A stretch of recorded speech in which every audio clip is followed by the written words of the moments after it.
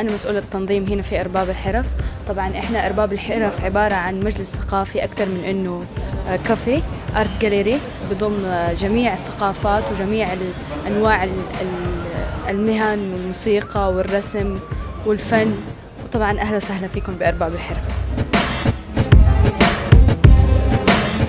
أرباب الحرف اللي يبغى الهدوء، اللي يبغى الراحة، اللي يحب يقرأ الكتب، المكان يوفر كل شيء، اللي يحب المسرحيات، الموسيقى، الفن.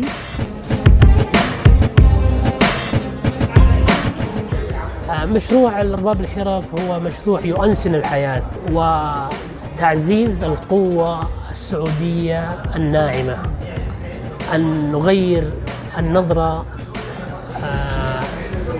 الذهنية عن السعودية في الخارج، بمعنى نحن منفتحين على العالم، نحن لا نختلف عن العالم، ليس لدينا أي تميز.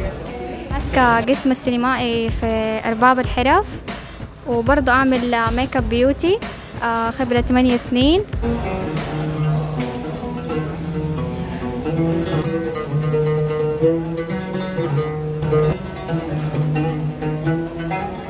من 15 سنة، وحاليا بنقدم ورشات عمل ودورات تدريب للعود.